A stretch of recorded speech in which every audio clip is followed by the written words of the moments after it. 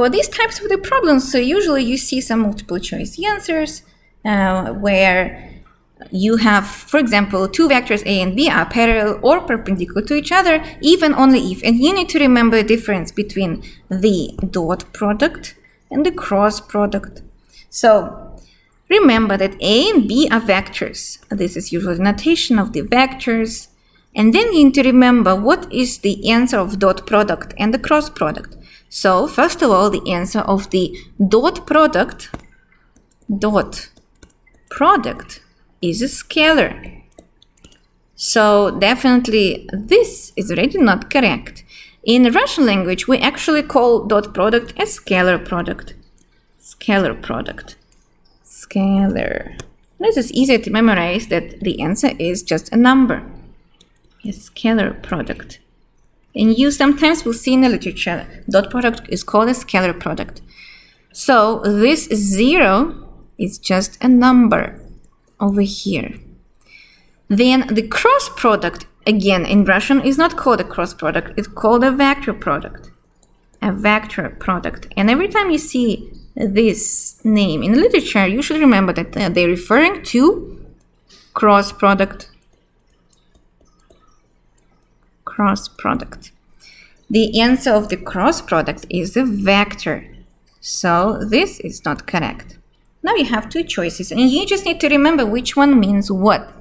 So the dot product A times B, which gives you a finite number, a scalar, explains how parallel two vectors to each other. The more parallel they are, the larger this number is going to be. The less parallel they are, so parallel, the smaller this number is going to be. So basically, dot product was created to describe parallelity of two vectors. When is the parallelity is the smallest? When two vectors are perpendicular. If two vectors A and B are not parallel at all, this is when the dot product will give you number 0. If two vectors are parallel completely, then the dot product will be the largest one. While cross product A times B gives you a vector as the answer. And this is the one that describes perpendicularity. So this one was created, perpendicularity, to describe how perpendicular vectors are. And now the whole situation basically is reversed. If vectors are perpendicular, the answer will be large.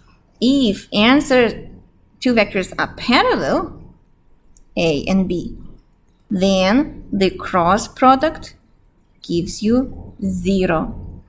Thus, now you can look at your question and see which one we're asking about. If they asked us to find what situation will explain you that the vectors are parallel,